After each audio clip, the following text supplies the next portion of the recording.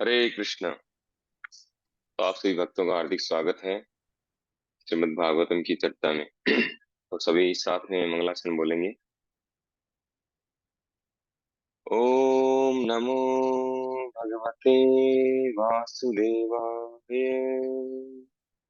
ओम नमो भगवते वासुदेवाय। ओम नमो भगवते वासुदेवाय। नारायणं नमस्कृत्य नरं चैव नरोत्तमं देवीं सरस्वतीं व्यासं ततो जयमुदीरये। नष्टप्रायेषु भद्रेषु नित्यं भागवत सेवया भगवती उत्तमश्लोके भक्तिर्भवति नैष्ठिकी। ॐ अज्ञानतिमिरान्धस्य ज्ञानाञ्जनशलाकया चक्षुरुन्मिलितं येन तस्मै श्रीगुरुवे नमः। श्रीचैतन्यमनोभीष्टं स्थापितं येन भूतले स्वयं रूप कदा मह्यं ददाति स्वपदान्तिकम्। वन्देऽहं श्रीगुरौ श्रीयुतपदकमलं श्रीगुरुन् वैष्णवांश्च श्रीरूपं साग्रजातं सहगण रघुनाथान्वितं तं सजीवं साद्वैतं सावधूतं परिजनसहितं कृष्णचैतन्यदेवं श्रीराधा कृष्णपादान् सहगण ललिता श्रीविशाखान्वितानि च। नमः विष्णुपादाय कृष्णपृष्ठाय भूतले श्रीमते भक्तिवेदान्त स्वामिनिति नामिने। नमस्ते सारस्वती देवे गौरवाणी प्रचारिणे निर्विशेष शून्यवादी पाश्चात्य देशधारिणे। हे कृष्ण करुणा सिंधु दीनबंधु जगतपते गोपेश गोपिका कांत राधा कांत नमस्ते। तप्त कांचन गौरांगी राधे वृंदावनेश्वरी वर्षभानुसुते देवी प्रणमामि हरिप्रिये। वाञ्छाकल्पतरुभ्यश्च कृपा सिन्धुभ्येव च पतितानां पावनेभ्यो वैष्णवेभ्यो नमो नमः। जय श्री कृष्ण चैतन्य प्रभु नित्यानंद श्री अद्वैत गदाधर श्रीवासादि गौर भक्तवृंद। हरे कृष्ण कृष्ण कृष्ण हरे हरे हरे राम राम राम हरे हरे। हरे कृष्ण।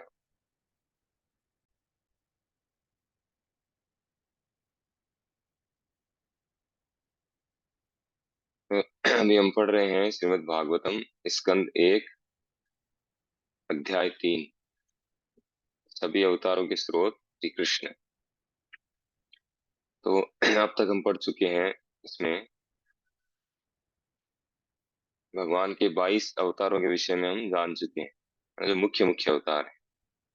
उसके अतिरिक्त भी बहुत सारे अवतार है जो पिछले श्लोकों में हमने 2 श्लोकों में डिस्कस किया। अनगिनत अवतार है उनके। और सारे अवतार जो हैं श्री कृष्ण से लेकर के जो उनके विष्णु तत्व हैं और शिव तत्व हैं जीव तत्व हैं, तो सब में कितने कितने गुण पाए जाते हैं ये हम लास्ट सेशन में हमने जाना इसको, है ना। श्री कृष्ण में 64 मुख्य गुण पाए जाते हैं। ठीक है। फिर श्री कृष्ण के बाद में तो वो विस्तार करते हैं अपना। तो भगवान रामचंद्र के विषय में बताया गया कि भगवान रामचंद्र में 62.5 गुण पाए जाते हैं, गुण हैं उनमें। और फिर जो विष्णु तत्व हैं, जितने विष्णु तत्व हैं उनके विष्णु स्वरूप हैं, उन सब में 60 गुण पाए जाते हैं। 60 गुण हैं, 60। ठीक है। और फिर उसके बाद में आते हैं शिव तत्व, उनसे नीचे शिव तत्व। तो शिव तत्व में 55, 55 गुण इसमें परसेंटेज बताया गया है ना। विष्णु तत्व में 93% और शिव जी में 84% ऐसे। तो शिव जी में 55 गुण पाए जाते हैं। और शिव जी से फिर नीचे आते हैं जीव तत्व, जीवात्माएं, जितने भी हम सब जीवात्माएं। तो जीवात्माओं में 50 गुण पाए जाते हैं। लेकिन 50 गुण जो है वो जो ब्रह्मलोक में है, ब्रह्मा जी हैं या उनके लेवल के जो व्यक्ति हैं, उनमें 50 गुण पूरी तरह से पाए जाते हैं। उनसे फिर नीचे आते हैं और दूसरे दूसरे देवता हैं, फिर और नीचे मनुष्य हैं, राक्षस हैं, असुर हैं और जीव हैं। वैसे करके डिग्रेडेड होते जाते हैं, नीचे गिरते जाते हैं। इन जो 50 गुण हैं, उनकी क्वालिटी और गिरती जाती है, प्रतिशत गिरता जाता है। तो इस तरह से हमने जाना। तो सर्वोच्च जो है श्री कृष्ण है। एते चांस कलापुंस है कृष्णस्तु भगवान स्वयं, इंद्रारि व्याकुलम लोकम मृडयंती युगे युगे। तो वहां बताया गया है कि जो अवतार यहाँ पर हमने अवतारों के विषय में जाना है, उन सब अवतारों में वो सब क्या है, अवतार है। लेकिन श्री कृष्ण जो है, उनमें जो श्री कृष्ण है वो क्या है, कौन है? कृष्णस्तु भगवान स्वयं। श्री कृष्ण स्वयं भगवान है। वे अवतार नहीं है, वे अवतारी है, सारे अवतारों के सोर्स, सभी अवतारों के सोर्स हैं। तो आवाज आ रही है, वॉइस आ रही है अमित प्रो? यस प्रभु जी, आ रहा है, पूरी प्रॉपर वे में आ रही। ओके ठीक है। तो श्री कृष्ण परम भगवान है, भगवान स्वयं स्वयं भगवान है। बाकी सब उनके विस्तार है, अर्थात विष्णु तत्व है। तो श्री कृष्ण में पूरे 64 गुण या 64 कलाएं भी बोला जाता है, पूर्ण मात्रा में है। तो बाकी जो उनके विष्णु तत्व है, उनमें कितनी है? 60 है, 64 नहीं है, ये अंतर। ठीक है। और उसके बाद में हमने नेक्स्ट श्लोक में क्या जाना कि इन अवतारों का, अवतारों के विषय में ये जो अवतार हैं, ये सब क्या है, गोपनीय है, ये रहस्य है, ओपन सीक्रेट है ये। वैसे तो ओपन है, भागवतम गीता सब घरों में है, लेकिन कोई पढ़ते नहीं है, पढ़ते हैं तो समझ नहीं पाते हैं, जान नहीं पाते हैं। तो ओपन सीक्रेट है। तो इस सीक्रेट को जो सावधानी पूर्वक जानने का प्रयास करता है, जो जानता है, जो समझता है, प्रतिदिन सुबह शाम पाठ करता है इसका, तो वह समस्त दुखों से, जीवन के जो दुख हैं हमारे इस भौतिक जीवन में, जो दुख मिलते हैं, हमें कष्ट मिलते हैं, उनसे वो मुक्त हो जाता है। ये सारे दुखों से हम मुक्त हो जाएं। क्या बताया है?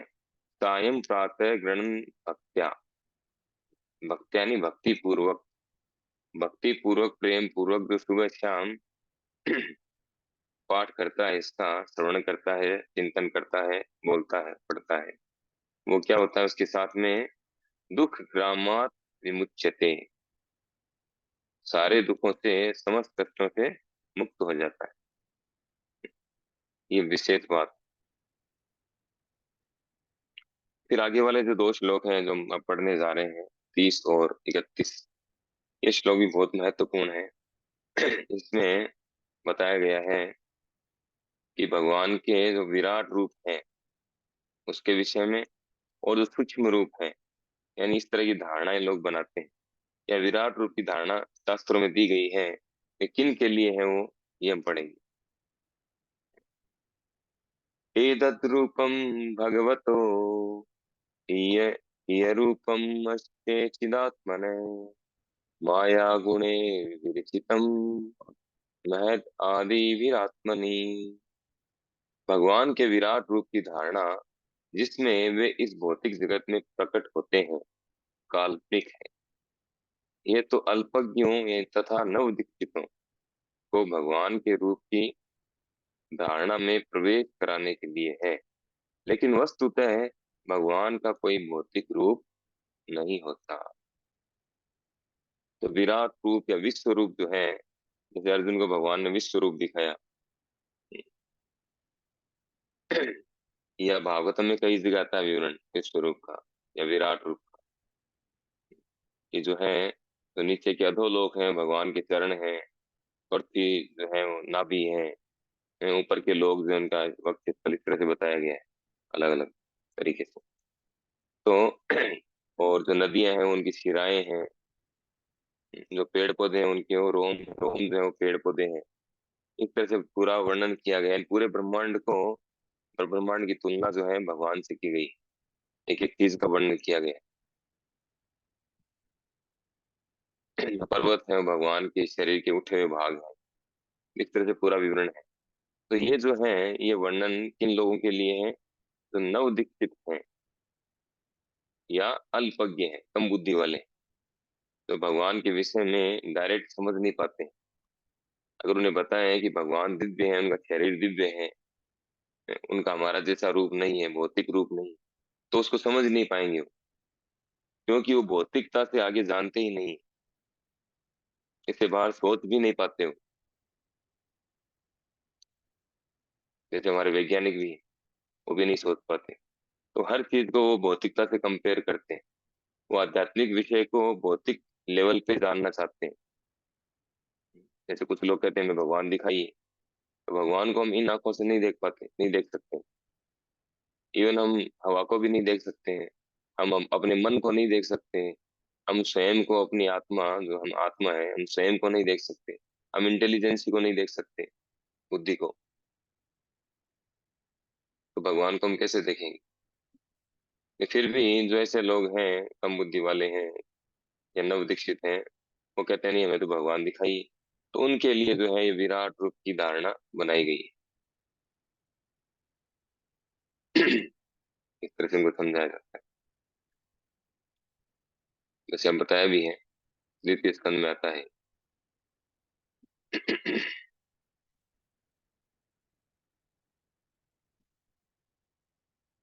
भगवान के नाना अवतारों के साथ साथ उनके विश्व रूप था विराट या विराट रूप की धारणा का उल्लेख नहीं किया गया है।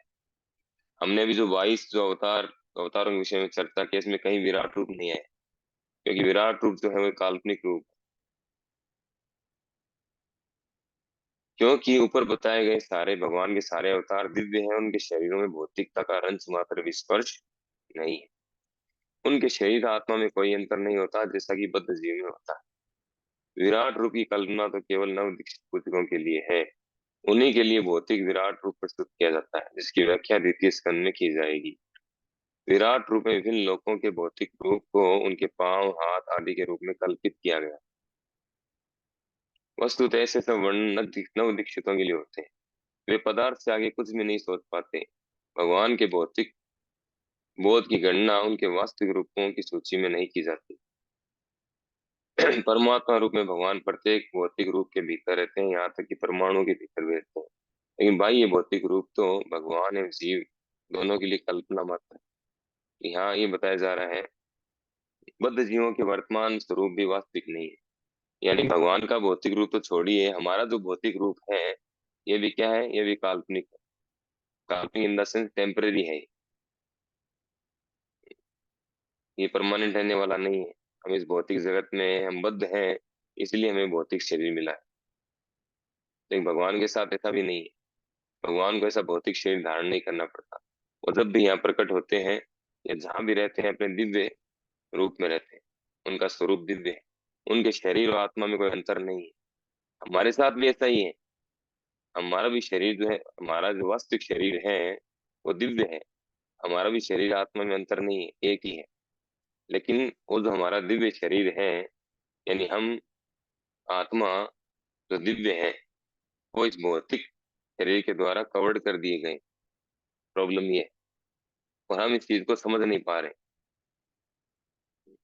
तो भगवान तथा जीव दोनों ही जीवंत आत्मा है, और उनका मूल शरीर आध्यात्मिक है, इनमें कभी नष्ट होने वाला नहीं। तो कुल मिलाकर जो बात यहाँ बताई जा रही है कि भगवान जो है, उनका स्वरूप क्या है? दिव्य है। तो उनके विषय में जो धारणा बनाई जाती है या बताया जाता है शास्त्रों में भी, ये विराट रूप, इस भौतिक जगत से उनकी तुलना करके समझाया जाता है, वो वास्तव में अल्पज्ञ व्यक्तियों के लिए, जो पदार्थ से आगे समझ नहीं पाते, मैटर से आगे नहीं जानते, तो नहीं समझ सकते, जिनकी इतनी योग्यता नहीं है, उनको इस तरह से समझाया जाता है, ताकि वो कुछ भगवान के विषय में समझ सके, कुछ धारणा बन सके उनकी। इसलिए यथा नभसि मेघो घो रेणुर्वा पार्थिवो अनिले एवं दृष्टरि दृश्यत्वम् आरोपितम् अबुद्धिभिः। बादल तथा धूल वायु को ले जाए जाते हैं, वायु द्वारा ले जाए जाते हैं। लेकिन अल्पज्ञ लोग कहते हैं कि आकाश मेघा आच्छादित है, और वायु धूलिमय। इसी प्रकार वे लोग आत्मा के विषय में भी भौतिक शरीर की धारणाओं का आरोपण करते हैं। तो यहाँ एक और पॉइंट है दूसरा, क्या है, हम तात्पर्य से समझेंगे पहले। यहाँ पर आगे और पुष्टि की गई है कि हम उन भगवान को अपने भौतिक नेत्रों तथा इंद्रियों से नहीं देख सकते, जो पूर्ण रूप से आत्मा है। यहाँ तक कि हम जीवों के भौतिक शरीर में विद्यमान आध्यात्मिक स्फुलिंग तक की पहचान नहीं कर पाते। हम शरीर के बाहरी आवरण या जीव के सूक्ष्म मन की तलाश तो करते हैं, लेकिन हम शरीर के भीतर का आध्यात्मिक स्फुलिंग नहीं देख पाते। अतएव हमें जीव के स्थूल शरीर की उपस्थिति के कारण जीव की उपस्थिति स्वीकार करनी पड़ती है। अर्थात हम आत्मा को कैसे समझते हैं? शरीर जीवित है तो हम समझते हैं कि इसमें आत्मा है ना। जीवों की शरीर जब तक एक्टिव है, वो कुछ एक्ट कर रहे हैं, श्वास ले रहे हैं, कुछ हरकत कर रहे हैं, तो हम समझते हैं ये व्यक्ति, इसमें आत्मा है, कोई जीवंत वस्तु है, जीवित है। इससे हम इसको जज कर पाते हैं। हम आत्मा को प्रत्यक्ष नहीं देख सकते, आत्मा की उपस्थिति को हम इन आंखों के द्वारा नहीं देख सकते, नहीं समझ सकते। उस शरीर के एक्टिविटी के द्वारा हम समझ पाते हैं कि वह जीवित है। तो भगवान को तो देखना बहुत दूर की बात है इन आंखों से। इसी प्रकार जो लोग भगवान का दर्शन अपने वर्तमान भौतिक नेत्रों से या भौतिक इंद्रियों से करना चाहते हैं, उन्हें विराट रूप का ध्यान करने की सलाह दी जाती है। अगर कोई व्यक्ति भगवान को जानना चाहता है, कैसे, इन भौतिक आंखों से ही देखना चाहता है, तो ये विराट रूप के विषय में बताया गया। जैसे एग्जाम्पल दे रहे हैं प्रभुपाद जी यहाँ पर। उदाहरणार्थ, जब कोई व्यक्ति अपनी कार में बैठकर कहीं जाता है, जिसे आसानी से देखा जा सकता है, कार को आसानी से देख सकते हैं, तो उस कार की पहचान उसमें बैठे व्यक्ति से की जाती है। जब राष्ट्रपति अपनी विशिष्ट कार में बैठकर कहीं जाता है, तो हम कहते हैं वह रहा राष्ट्रपति। उस समय हम कार की पहचान राष्ट्रपति के साथ करते हैं। इसी प्रकार उन अल्पज्ञ व्यक्तियों को, जो बिना जरूरी योग्यता के ईश्वर का तुरंत दर्शन करना चाहते हैं, उन्हें ऐसा दिखाया जाता है कि विशालकाय भौतिक ब्रह्मांड भगवान का रूप है। यद्यपि भगवान भीतर तथा बाहर सर्वत्र है, यद्यपि भगवान भीतर तथा बाहर सर्वत्र है। इस प्रसंग में आकाश के बादल तथा आकाश की नीलिमा का उदाहरण लिया जा सकता है। यद्यपि आकाश की नीलिमा और आकाश भिन्न भिन्न है, किंतु हम आकाश के रंग को नीला समझते हैं, परंतु ये तो केवल अल्पज्ञ की सामान्य धारणा। तो यहाँ दो एग्जाम्पल देकर के इसको अच्छे से समझाया गया है। क्या है दोनों में? विषय ये है कि भगवान को हम कैसे देखें, है ना, ये है विषय। तो भगवान को देखने के लिए दिव्य दृष्टि की आवश्यकता है, एक विशेष दृष्टि की आवश्यकता है, तब हम भगवान को देख पाएंगे, अदरवाइज हम नहीं देख पाएंगे। क्योंकि ये आंखें जो हमारी हैं, ये सीमित है, अपूर्ण इंद्रियां। हमारी इंद्रिया क्या है? अपूर्ण है। हमारे अंदर चार प्रकार के दोष है: भ्रमित होना, गलती करना, चीटिंग करना, और हमारी इंद्रियां अपूर्ण है। ये चार प्रकार के हमारे अंदर दोष है। तो इन चार दोषों के कारण हम कोई भी इन इंद्रियों के द्वारा जो भी हम अनुभव करते हैं, वो जरूरी नहीं है कि 100% ओके हो या हर बार ओके हो। ये जरूरी नहीं है, कभी सही हो भी सकता है, कभी नहीं भी हो सकता। तो हमारी इंद्रियां जो है अपूर्ण है, पूर्ण नहीं। तो इस कारण हम सारी चीजों को देख समझ सुन नहीं सकते। जैसे आंखों के द्वारा हम एक निश्चित दूरी तक का देख सकते हैं, उसके बाद हमें नहीं दिखाई देता। उसके बाद हमें टेलीस्कोप की आवश्यकता है, दूरबीन की आवश्यकता है, तब हम कुछ देख सकते हैं। और वो दूरबीन या टेलीस्कोप जो है, वो भी मैन मेड हमारे द्वारा बना हुआ है, तो वो भी पूर्ण नहीं है, क्योंकि हमारे अंदर अपूर्णता है, चार प्रकार के दोष हैं। तो हमारे द्वारा बनाई गई कोई भी चीज जो है, वो भी अपूर्ण होगी, पूर्ण नहीं होगी, ये निश्चित है। तभी हर थोड़े दिनों में अपडेट करना पड़ता है उसको। मनुष्य के द्वारा दिया गया ज्ञान जो है, उसको भी अपडेट करना पड़ता है। उसके द्वारा कोई किया गया आविष्कार है, उसको भी अपडेट करना पड़ता है। कुछ ना कुछ कमी रहती है उसमें, क्योंकि हमारे अंदर अपूर्णताएं हैं। तो भगवान के बारे में चाहे हम उनके विराट रूप की धारणा बनाएं और चाहे सूक्ष्म रूप की धारणा बनाएं, यहाँ पे सूक्ष्म रूप की धारणा बताई गई है। कोई ऐसा समझे कि भगवान, इसके आगे वाले श्लोक में आएगा शायद। हम्म उसमें करेंगे उसको डिस्कस। तो यहाँ जो है दो एग्जाम्पल के द्वारा समझ रहे हैं। दो एग्जाम्पल बताए गए हैं। एक तो जो कोई व्यक्ति के कार में बैठ के जा रहा है और हमें पता है उस व्यक्ति के बारे में, जैसे राष्ट्रपति का एग्जाम्पल लिया, तो राष्ट्रपति या मोदी जी जो है, हमारे प्रधानमंत्री हैं, वो कार में जा रहे हैं तो सबको पता है कि मोदी जी कार है, 10 गाड़ियां आगे 10 गाड़ियां पीछे होंगी, तो हम समझ जाएंगे कि मोदी जी की कार है ये। उस कार, एक कार का मतलब है कि मोदी जी है, चाहे खाली जा रही हो, जिसे ब्लैक है उसके हम नहीं देख पा रहे, लेकिन हम उन सबसे पहचान करते हैं। तो वास्तविकता जरूरी नहीं है कि उसमें मोदी जी बैठे हो, है ना, ये जरूरी भी नहीं है। लेकिन क्योंकि हमें उतनी ही जानकारी है, हम उनकी कार से उनको आइडेंटिफाई करते हैं। उसी प्रकार से हम इस शरीर से आइडेंटिफाई करते हैं अपने आप को। हम अपने आप को नहीं जानते हैं, हमने अपने आप को कभी नहीं देखा है। हम आत्मा है और हमने अपने आप को कभी नहीं देखा।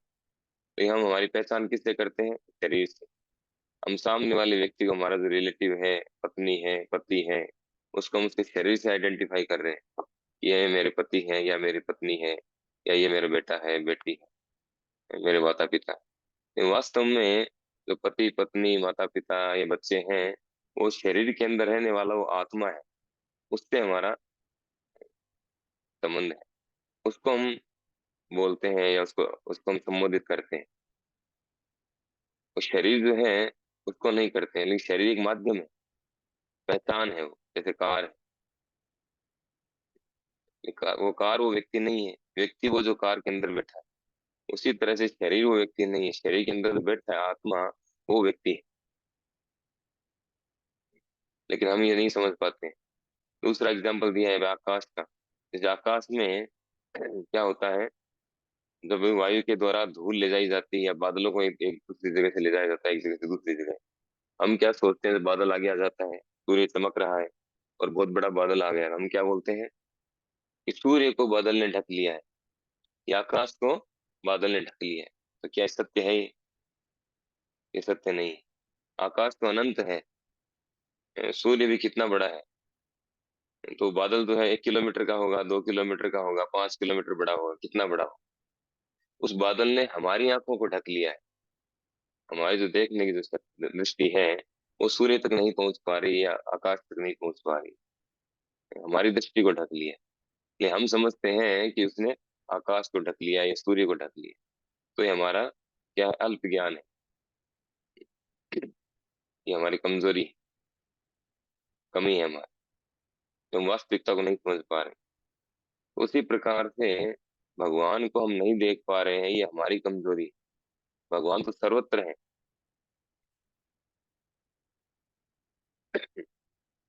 बहिर नरसिंह बोलते हैं ना मार्टिन, हृदय नरसिंह। भगवान तो सब जगह पे है। जैसे प्रहलाद महाराज देख रहे थे, वो प्रत्यक्ष देख रहे थे। हिरण्यकशिपु ने पूछा कि कहाँ है तुम्हारा भगवान, बताओ। उन्होंने कहा सब जगह पे है। तुम्हें कहाँ से शक्ति मिल रही है? बड़े बड़े देवता मेरे सामने नहीं बोल पाते, तुम बोल रहे हो, तो कहाँ से शक्ति मिल रही है? तो प्रहलाद महाराज ने कहा जहाँ से आपको शक्ति मिल रही है वहीं से मुझे शक्ति मिल रही है। शक्ति का स्रोत तो एक ही है, भगवान श्री कृष्ण। तो फिर कहा कहाँ है, दिखाओ मुझे कहाँ तुम्हारा भगवान। सब जगह है, सब जगह देख रहा हूँ मैं। कहा इस पिलर में है, हाँ पिलर में है। तो प्रहलाद महाराज को प्रत्यक्ष दिख रहे थे पिलर में, क्योंकि इनको वो दृष्टि प्राप्त थी। तो जिनके पास ऐसी दृष्टि होती है वो देख पाते हैं।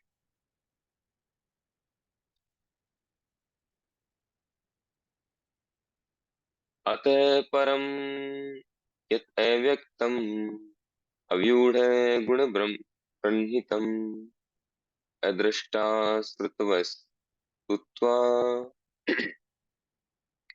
अदृष्ट्वा श्रुत वस्तुत्वात् स जीवो यत् पुनर्भव।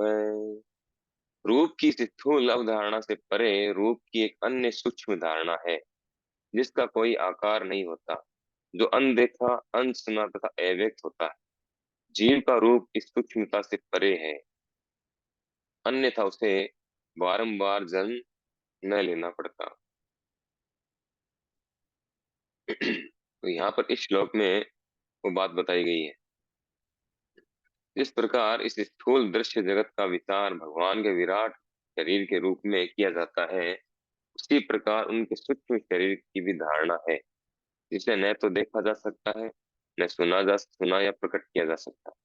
लेकिन वस्तुतः शरीर की समस्त स्थूल या सूक्ष्म अवधारणाएं जीवों से संबंधित है। जीव का अपना आध्यात्मिक रूप होता है, जो इस स्थूल भौतिक या सूक्ष्म मनोवैज्ञानिक अस्तित्व से परे होता है।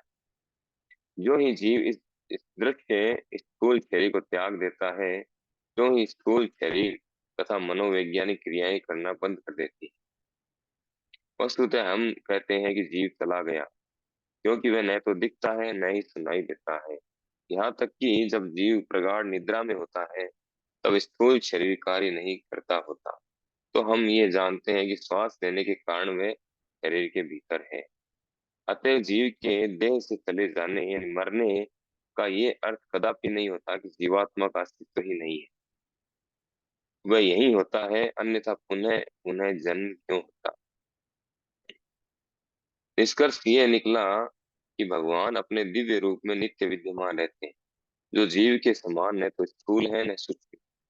उनके शरीर की तुलना कभी भी जीव के स्थूल या सूक्ष्म शरीरों से नहीं की जा सकती।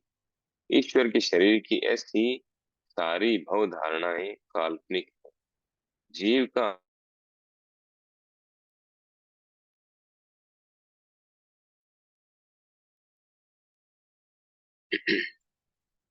हरे कृष्ण डिस्कनेक्ट कैसे हुआ है?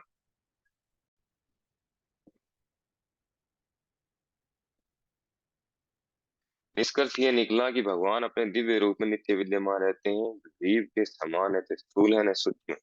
उनके शरीर की तुलना कभी भी जीव के स्थूल व सूक्ष्म शरीर से नहीं की जा सकती। ईश्वर के शरीर की ऐसी सारी भव धारणाएं काल्पनिक है। जीव का अपना सनातन आध्यात्मिक रूप होता है, जो उसके भौतिक कलमश के कारण ही बद्ध रहता है। तो यहाँ इस श्लोक में समझाया जा रहा है, जैसे एक तो धारणा होती है, भौतिक धारणा कि भगवान का विराट रूप है, जैसा हम पहले डिस्कस कर चुके हैं। दूसरा होता है सूक्ष्म धारणा। जो लोग भौतिक धारणा के बाद में एक और धारणा करते हैं, कुछ लोग सूक्ष्म धारणा। सूक्ष्म धारणा क्या है कि भगवान निराकार है और उनका कोई शरीर नहीं है, उनका कोई रूप नहीं है, उनको न तो देखा जा सकता है, न सुना जा सकता है, न उनका जो भी है, इस तरह की सारी चीजें। तो इस तरह से उनके विषय में धारणा बनाते हैं, जबकि दोनों ही धारणाएं क्या है, काल्पनिक, सही नहीं है। शास्त्र में बताया गया है कि भगवान का एक विशेष रूप होता है, आध्यात्मिक रूप होता है। भगवान निराकार नहीं है। वेणुम कोणंतम अरविंद दलायताक्ष। वो वेणु बजाते हैं, मोर पंख सिर पे लगाते हैं, कौस्तुभ मणि धारण करते हैं, वैजंती माला पहनते हैं, उनके चेस्ट पे श्रीवत्स का चिन्ह है, बहुत सुंदर वस्त्र पहनते हैं, ज्वेलरी पहनते हैं, कितना सारा वर्णन है। एक एक उनके अंग का वर्णन किया गया, इतना सुंदर। तो वो व्यक्ति काल्पनिक कैसे हो सकता है? कि जिस व्यक्ति ने सबको हम सबको आकार दिया है, वो खुद निराकार कैसे हो सकता है? निराकार होने का अर्थ क्या है? एक तरह से ये कमजोरी हो गई भगवान की। निराकार है इसका मतलब उसका कान नहीं है, उसका हाथ नहीं है, उसका नाक नहीं है, उसकी जीभ नहीं है, कुछ नहीं है, इन कोई योग्यता नहीं है। तो फिर मतलब क्या हुआ? वो भगवान कैसा है? जिसमें इतनी सारी कमियां हो, वो भगवान हो सकता है? कभी नहीं हो सकता। हमारे अंदर एक भी कमी हो जाए, अगर आंख देखने की दृष्टि कमजोर हो जाए या दिखना बंद हो जाए, तो क्या होगा? वो कितनी बड़ा वीकनेस है वो। हम कुछ नहीं कर पाएंगे, डिपेंड हो जाएंगे पूरी तरह से। तो भगवान को निराकार कहने का मतलब है कि भगवान जो है वो अंधा है, लूला है, लंगड़ा है, बहरा है, गूंगा है। इसका मतलब ये हो गया। तो जो गूंगा लूला लंगड़ा बहरा अंधा है, वो फिर उसमें क्या शक्ति है? कोई शक्ति नहीं, तो भगवान थोड़ी हो सकता है। तो ये तो एक तरह से गाली देना है भगवान को, निराकार बोलकर। तो ये जो है काल्पनिक धारणाएं हैं। इन सबसे हमें बचना चाहिए, बचने का प्रयास करना चाहिए, दोनों ही तरह की। ये उन लोगों के लिए है जो एकदम जीरो लेवल पे है, जो कुछ नहीं समझ सकते या समझने के योग्य नहीं, उनके लिए सब चीजें हैं।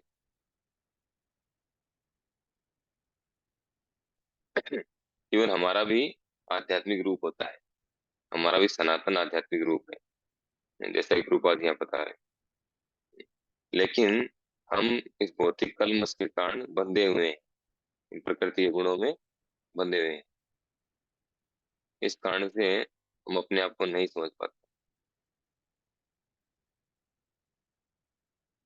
जैसे एग्जाम्पल दिया गया है यहाँ पर कि जीवात्मा जो है उसको हम कैसे समझ पाते हैं, उसकी उपस्थिति को उसके स्थूल शरीर के कारण। जैसे जब नींद में होते हैं, एग्जाम्पल दिया, नींद में होते हैं तो क्या होता है, पूरा शरीर इनएक्टिव हो जाता है हमारा, लेकिन श्वास चलती है। अगर श्वास चलना ही बंद हो जाए तो क्या होगा, हम कहेंगे मर गया है। और केवल श्वास चलती रहती है तो हम उसको जीवित मान। ये तो नींद लेना भी एक तरह से मृत्यु के समान। तो निष्कर्ष क्या दे रहे हैं यहाँ पर कि भगवान जो है उनका रूप दिव्य है। उनका रूप जो है न तो हमारे स्थूल शरीर जो पांच तत्वों से बना है इसके समान है, नहीं हमारा जो सूक्ष्म शरीर है मन बुद्धि अहंकार का बना हुआ इसके समान। उनका स्वरूप दिव्य है, ट्रांसेंडेंटल, सनातन है। यत्रे में तद सद्रूपे प्रतिसिद्धे सुसंविदा अविद्य अविद्य आत्मनि करते इति तद्ब्रह्म दर्शनम।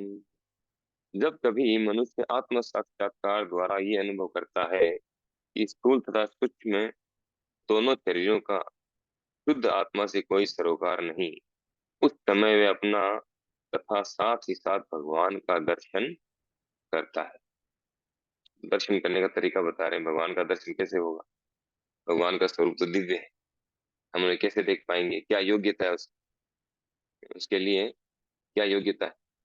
तो यहाँ बता रहे हैं कि जब कभी मनुष्य आत्म साक्षात्कार द्वारा ये अनुभव करता है कि स्थूल तथा सूक्ष्म दोनों शरीरों का शुद्ध आत्मा से कोई सरोकार नहीं है। यानी हमारा जो शरीर है, स्थूल शरीर जो पृथ्वी जल अग्नि वायु आकाश पांच तत्वों से बना है, और सूक्ष्म शरीर मन बुद्धि अहंकार तीन तत्वों से बना है। तो जब हम ये रियलाइज कर लेंगे, ये समझ जाएंगे कि इन दोनों ही शरीरों से हमारा कोई लेना लेना देना नहीं है, न तो सूक्ष्म शरीर से न स्थूल शरीर से, दोनों से हमारा कोई कनेक्शन नहीं है, कोई लेना देना नहीं है। उसी को बोलते हैं आत्म साक्षात्कार। उस स्थिति में बने रहना, उसको समझना और उसमें बने रहना। और उस स्थिति को प्राप्त करने का अर्थ है यानी स्वयं का दर्शन, स्वयं को रियलाइज करना, देखना, और भगवान को रियलाइज करना। भगवान हमारे साथ बैठे हैं हर समय, परमात्मा रूप, आत्मा के साथ में परमात्मा रूप में भगवान हर समय रहते हैं। ईश्वर सर्वभूता नाम हृदय अर्जुन स्थित, सभी के हृदय में। तो उसके लिए पहले हमें ये अनुभव करना पड़ेगा कि हम ये शरीर नहीं है। हम सुन तो रहे हैं बार बार बार बार हम शरीर नहीं है, लेकिन ये रियलाइजेशन नहीं हो रहा, ये साक्षात्कार नहीं हो रहा। भूख लगते ही भूल जाते हैं कि हम शरीर है कि आत्मा है ना। नींद आती है तब भूल जाते हैं, भूख लगती है तब भूल जाते हैं, कोई हमें गाली दे दे तब भूल जाते हैं, कोई हमें खुश कर दे तो हम भूल जाते हैं, भूले ही रहते हैं। तो ये केवल सुनते हैं हम ये महात्मा है तभी इतनी देर याद रहता है, बाद में भूल जाते हैं।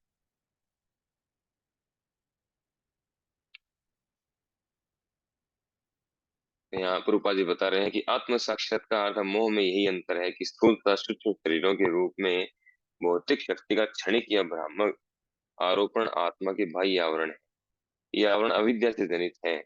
ऐसे आवरण भगवान के व्यक्तित्व पर कभी प्रभावशाली नहीं होते। इसको भली भांति जान लेना ही मुक्ति या परमेश्वर का दर्शन है। इसका अर्थ ये होता है कि इस सदृश अर्थात आध्यात्मिक जीवन अपनाने से पूर्ण साक्षात्कार संभव हो पाता है। तो हमारा हम जो है आत्मा के दो आवरण हैं, दो कवर हैं। जैसे हम अंदर जो है अंडरगारमेंट पहनते हैं और ऊपर जो है फिर कपड़े और पहनते हैं, है ना, डबल डबल पहनते हैं। और जो सर्दी होती है तो जैकेट और पहन लेते हैं।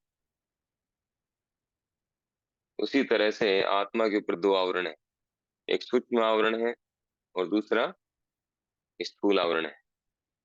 ये दो तरह के आवरण है। और इन दोनों आवरणों को हम अपने आप से आइडेंटिफाई करते हैं कि मैं ये हूँ।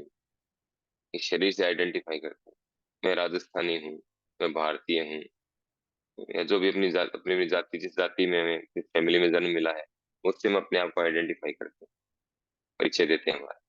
तो ये सब क्या है? ये भ्रम है। ये सबसे पहला भ्रम यही है, अविद्या। ये आवरण किसके? अविद्या से जनित है, अविद्या के कारण है, क्योंकि हम अपनी पहचान भूल चुके हैं।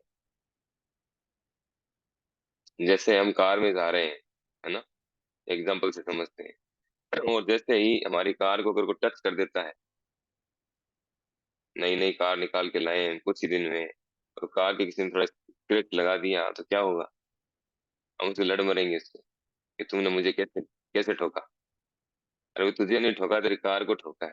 ये नहीं कहेंगे, नहीं तुमने मुझे कैसे मारा, कैसे मेरे टक्कर मार दी। क्योंकि हम उस समय अपने आप को कार से आइडेंटिफाई करेंगे, इतना उसमें अटैच हो जाएंगे कार से हम, कि हम को अपने आप को अपने शरीर का एक पार्ट समझने लग जाएंगे, अपना स्वयं समझने लग जाएंगे। इतना अटैचमेंट हो जाएगा। उसी तरह से शरीर से हमारा अटैचमेंट है।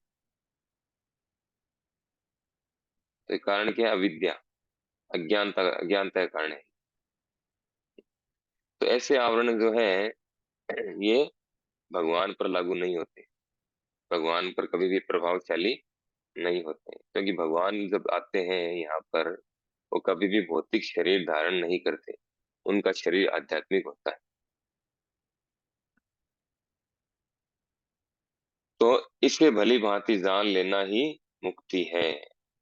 मुक्ति हित्वा अन्यथा रूपम स्वरूपेण व्यवस्थित। अन्यथा रूप जो है उसको छोड़ देना ही मुक्ति है, मुक्ति और कुछ नहीं है। ये अन्यथा रूप क्या है? जो हमने शरीर धारण किया है, इससे हमारी जो पहचान हमने बना रखी है, वही अन्यथा रूप है। इस शरीर में रहकर भी हम मुक्त हो सकते हैं। मुक्त होने का मतलब ये नहीं है कि शरीर को छोड़ेंगे तभी मुक्त होंगे। शरीर को तो बहुत लोग छोड़ते हैं, रोज सैकड़ों लोग मर रहे हैं, तो मुक्त थोड़ी हो गए, उनको तुरंत दूसरा शरीर मिल जाता है। उनका सूक्ष्म शरीर वही रहता है, और सूक्ष्म शरीर को दूसरे शरीर में लेके जाता है, मुक्त कहाँ हुए?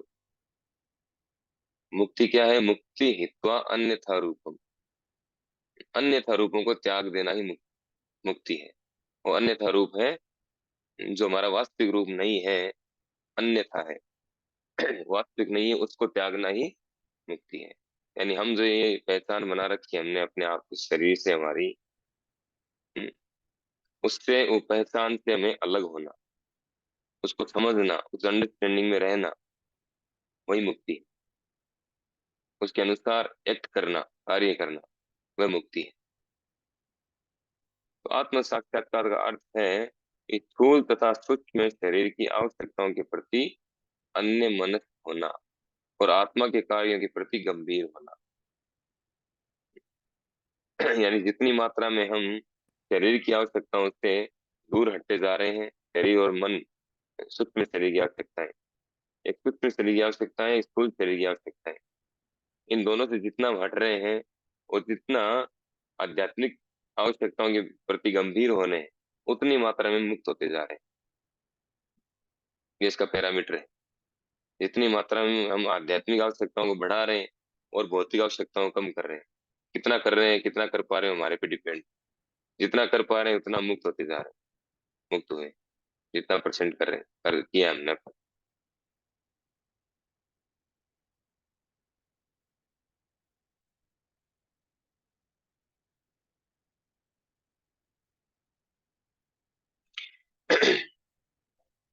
किंतु जो मनुष्य हैं, कुछ पॉइंट्स और हैं यहाँ। अविद्या के कारण अपने हित की गणना स्थूल व सूक्ष्म शरीरों को ध्यान में रखकर की जाती है, फलस्वरूप सारे कार्य जन जन्मांतर के कार्यों का सारा ढांचा ही बिगाड़ देते हैं, बिगड़ जाता है।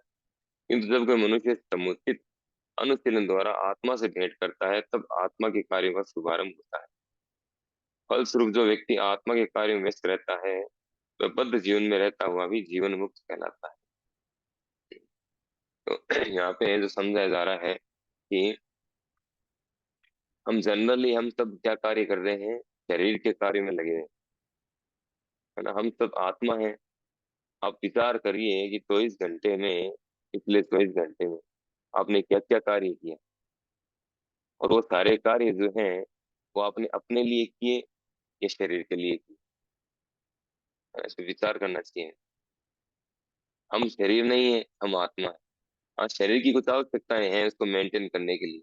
जैसे हमारे पास एक कार है, तो कार को टाइम टू टाइम की सर्विस भी जरूरी है, उसमें पेट्रोल डलवाना जरूरी है, उसकी ऑयलिंग जरूरी है, जो भी है, जो भी उसकी आवश्यकताएं हैं उसको मेंटेन करना जरूरी है, ताकि उसके हम उसको यूटिलाइज कर सकें, इजीली कहीं हम जा सकें। तो एक साधन है हमारे लिए कन्वेंस का, तो उस दृष्टि से उसको मेंटेन करना जरूरी है। तो वैसे एक शरीर जो है ये एक माध्यम है हमें हमारे जीवन लक्ष्य तक पहुंचाने का।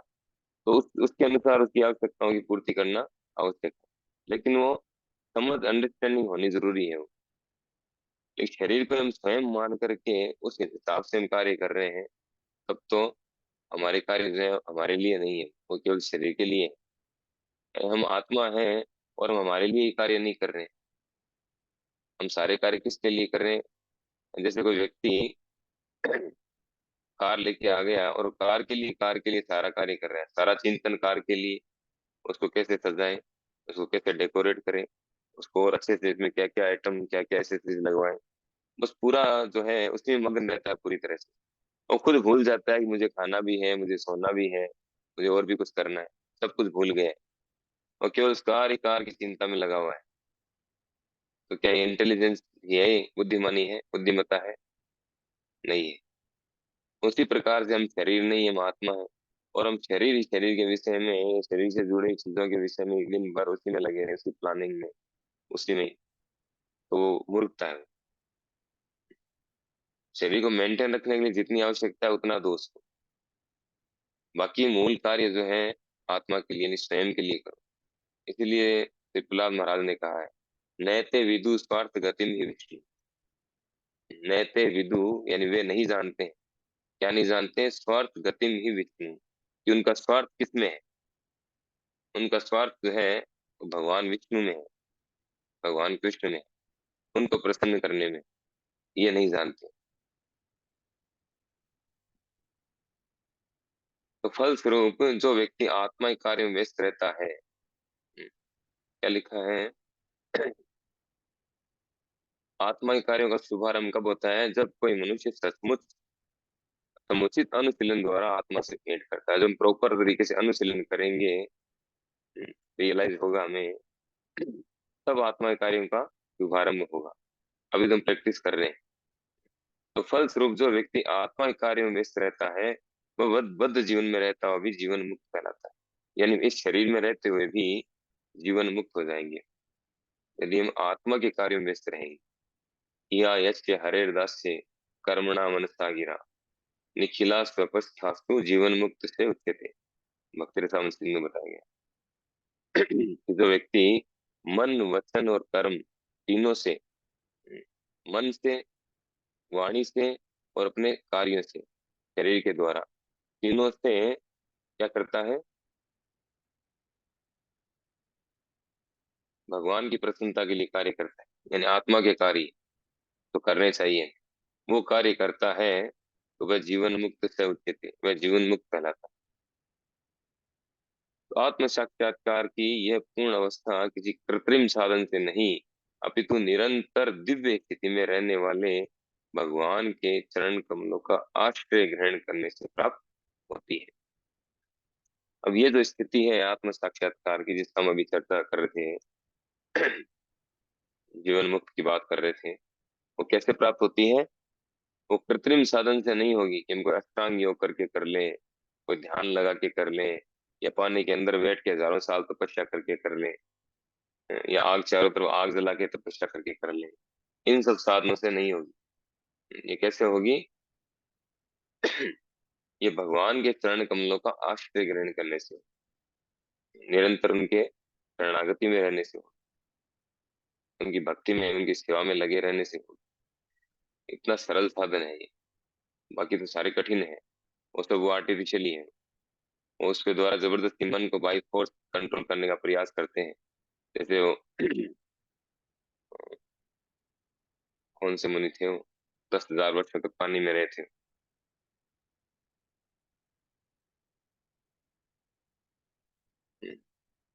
विश्वामित्र मुनि ने भी हजारों साल तपस्या की।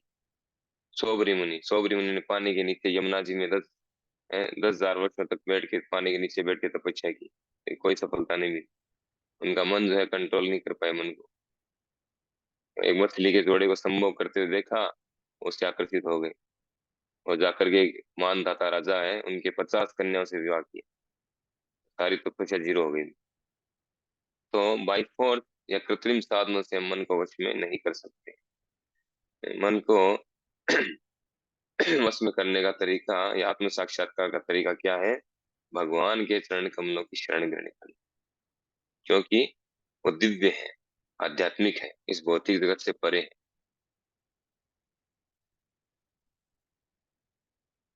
ये एक बहुत सुंदर बात कही गई है कि भगवान ने गीता में कहा है, मत्तः स्मृति ज्ञान अपोहनम से, कि मुझसे स्मृति, ज्ञान और विस्मृति आती है।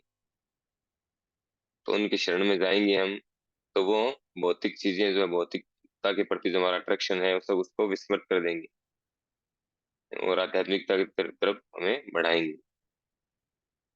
उनके हाथ में सब कुछ। इस तरह से फिर वह बद्ध जीवन से छूटकर अपनी शाश्वत वैधानिक स्थिति में स्वयं को भगवान की सेवा में लगा देता है। ये सब भगवान की बहिरंग शक्ति द्वारा या साक्षात अंतरंग शक्ति के द्वारा संपन्न किया जाता है। तो कहने का तात्पर्य ये है कि हमें क्या करना है? भगवान के शरणागत होना, तब हम साक्षात्कार कर पाएंगे। स्वयं का साक्षात्कार और भगवान का साक्षात्कार, ये दोनों कर पाएंगे। क्योंकि सभी कुछ उनके कंट्रोल में है, सारी शक्तियां उनके कंट्रोल में। वो जब चाहे हमें तुरंत उससे मुक्त कर सकते हैं। कंडीशन क्या है? भगवान कहते हैं गीता में, सर्वधर्मान परित्यज्य माम एकम शरणम व्रज। एकमात्र मेरी शरण में आओ, तब मैं तुम्हें मुक्त कर दूंगा। अहम तो आम सर्व पापी मोक्षयिष्यामि मा शुचः। तो इन 4 श्लोकों में हमने क्या पढ़ा कि एक तो भगवान का जो भौतिक रूप जो बताया गया, विराट रूप, वो भौतिक है, वो टेम्पररी है, वो काल्पनिक, ठीक है। और वो नव दीक्षितों के लिए है, जो लोग नहीं समझ पाते हैं, जो भौतिकता से आगे नहीं सोच पाते हैं, ऐसे लोगों के लिए वो रूप है। दूसरा, जीवात्मा के बारे में बताया गया हमारे विषय में, कि हमारा भी जो रूप है, हमारा वास्तविक रूप आध्यात्मिक है, भौतिक नहीं है। ये भौतिक जो रूप है हमारे, जो हम देख रहे हैं एक दूसरे को, चाहे स्थूल हो या सूक्ष्म हो, ये एक आवरण की तरह है, कवर की तरह। फिर नेक्स्ट श्लोक में बताया गया कि भगवान का जो सूक्ष्म रूप है, भगवान के बारे में अगर कोई सूक्ष्म धारणा करता है कि वो निराकार है, उनके हाथ पांव कुछ नहीं है, तो वह भी एक तरह की कल्पना है। जबकि भगवान का दिव्य रूप होता है, विराट है उनका दिव्य रूप है, और दिव्य रूप में अपने धाम में रहते हैं, सारी लीलाएं संपन्न करते हैं।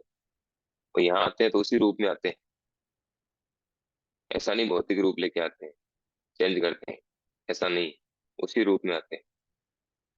तो इन सब का रियलाइजेशन कैसे होगा हमें?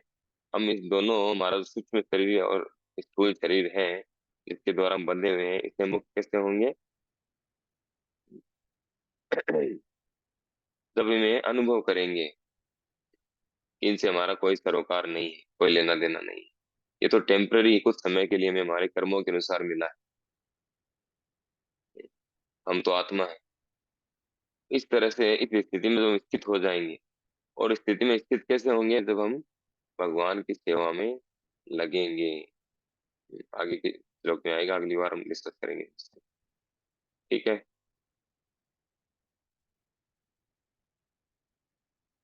श्रील प्रपाद की जय। श्रीमद् भागवत महापुराण की जय। प्रश्न कमेंट है तो आप पूछ सकते हैं।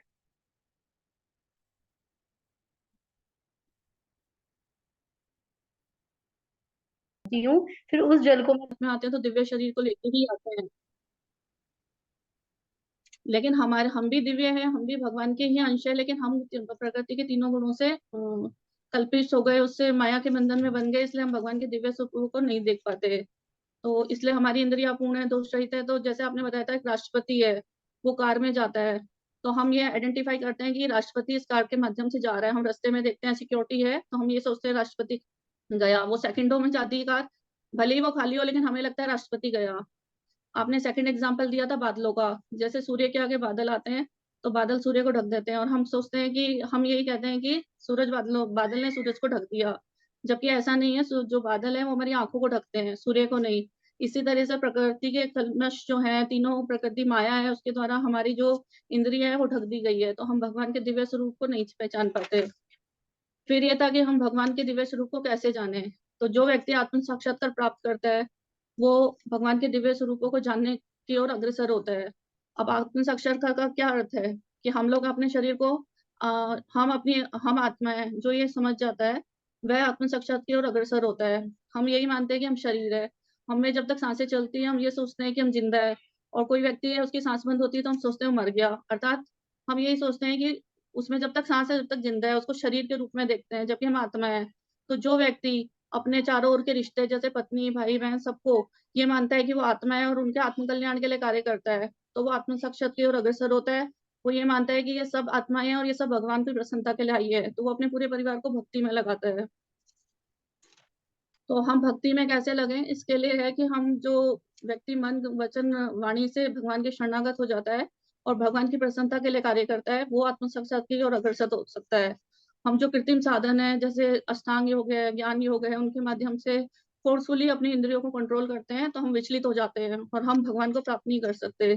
जैसे आपने विश्वामित्र का एग्जाम्पल दिया और आपने शौबरी मुनि का एग्जाम्पल दिया कि उन्होंने फोर्सफुली अपनी इंद्रियों को कंट्रोल किया, हजारों वर्ष तक तपस्या की, लेकिन वो थोड़ा सा माया के प्रभाव में आके विचलित हो गए और भ्रमित हो गए। जबकि भक्त है वो 24 घंटे भगवान की दिव्य लीलाओं में लगा रहता है, उनकी सेवा में लगा रहता है, तो वो विचलित नहीं होता। तो इस तरीके से भक्ति योग के माध्यम से हम भगवान को प्राप्त कर सकते हैं, उनके दिव्य रूपों को समझ सकते हैं। हरे कृष्ण। हरी बोल, very nice explanation. Thank you माता जी।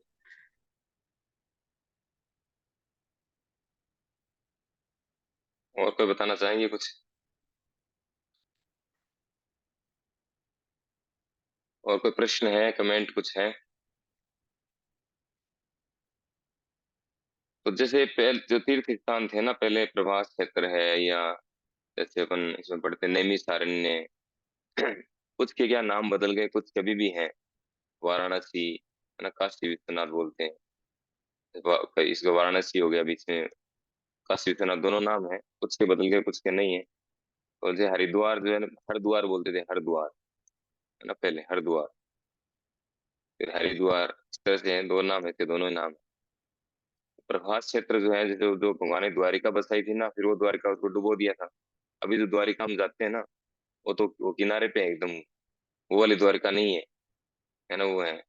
और इससे प्रभास क्षेत्र शायद जो आता है मेरे हिसाब से गुजरात में ही है ना, समुद्र के किनारे पे है। ये जो बताई गए हैं इसमें भागवत में जो बताया गया है कि उन्होंने वो वहां से प्रभात क्षेत्र गए, वो किला लेकर के उसको वहां पर घिस घिस के उसको बहा दिया था। उसके फिर वो जो भगवान के जो पुत्र थे ना, जिन्होंने मजाक किया था ऋषि के साथ में, वो स्तंभ स्तंभ स्तंभ ने मजाक किया था, है ना, सांबर। स्तंभ ने किया था। तो मजाक किया कि वो इसको देखिए, इसको क्या होगा, लड़की होगी लड़का होगा, तो कैसे मुतल होगा, और वो तुम्हारे पूरे कुल का विनाश करेगा, है ना। शायद नारद जी थे और एक और थे साथ में, जो मजाक किया।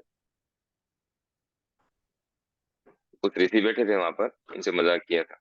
तो फिर वो मुसल मुसल था उसको, तो फिर क्या काम, तो गलती होगी क्या करें, मिस्टेक हो गई, हमने गलती कर दी, तो का इसको जो ले जा करके घिस घिस के इसको बहा दो समुद्र में। तो वहां जाकर के उन्होंने उसको घिस घिस के बहा दिया। उससे फिर जो है वो इस तरह के वनस्पति उग गई, वो खतरनाक हथियारों जैसी। फिर भगवान ने उनको सबको बाद में कुछ समय के बाद वो वो हो गया, काम प्रोग्राम हो गया उनका। उसके बाद में जब भगवान को लीला समेटनी थी अपनी, तो अपने सारे परिवार वालों को, यदुवंशियों को, परिवार वालों को भेज दिया वहां प्रभास क्षेत्र। वहां विशेष को ओकेजन था, तो वहां पे इसलिए गए हो। तो वहां उन्होंने क्या किया, कुछ ऐसा वो पानी पड़ा था पहले, पुराना पानी, उसको पी लिया। उसमें कुछ पत्ते गिरे थे पेड़ के, तो पानी नशीला हो गया वो। उस पानी को पीने से उस आपस में फिर वो लड़े लड़े, झगड़ा हुआ उनका, और लड़े लड़ाई किया तो उन्होंने वो जो समुद्र किनारे लग गए थे ना, जो इस तरह की वनस्पति उग गई थी, वो तलवारों की तरह थी वो, उसको लेकर आपस में लड़े, सबको एक दूसरे को खत्म कर दिया। जितने यदुवंशी थे लगभग सब खत्म हो गए। इस तरह से वो लीला है। फिर भगवान वहां पर आए बाद में, आकर के उन्होंने अ, उद्धव जी और एक और थे, नाम भूल रहा हूँ, उन दोनों को ज्ञान दिया था। उद्धव जी को दिया था प्रभु जी, फिर दारू को आए थे फिर उनके नॉलेज साथ। तो उन्होंने, हाँ, दारू खाए थे लास्ट में, दारू के साथ मैसेज भेजा, लेकिन उद्धव जी और एक और कौन थे, नाम भूल गया, उनको पूरा वो ज्ञान दिया था, जो भागवतम के जो 11वें स्कंद में है ना। हम्म। 11वां उसमें तो स्कंद पढ़ उद्धव लिया जी आपने? है। हाँ।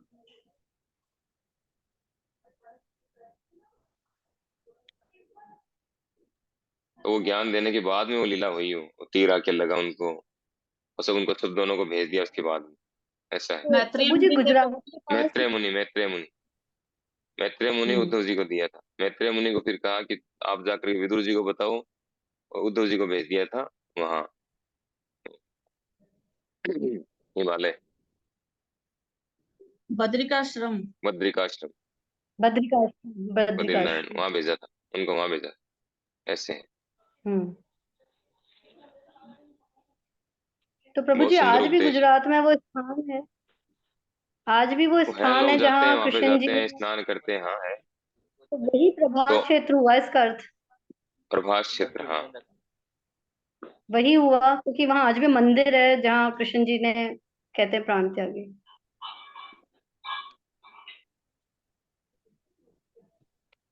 वो प्राण त्यागने वाला बात वो अपने पे लागू होता है, भगवान पे नहीं होता है। अब लोग हाँ क्या अपने मन मतलब वो, गढ़ंत हाँ तरीके से। हाँ, स्वधाम गमन किया, स्वधाम गमन हाँ, किया जहाँ। यस।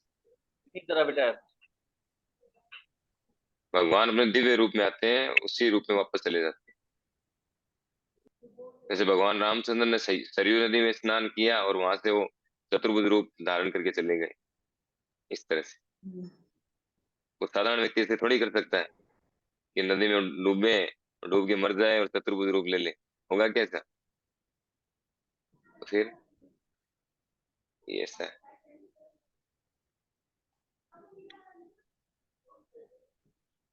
ठीक है। जी। हरे कृष्णा। कोई प्रश्न है, कमेंट है, तो हम 1-2 मिनट ले सकते हैं, एंड करें मीटिंग।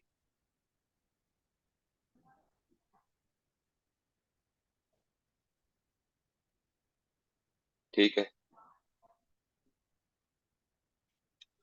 श्रील प्रभुपाद की जय, गुरु महाराज की जय, अनंत कोटि वैष्णव भक्त वृंद की जय, नमाचार हरिदास ठाकुर की।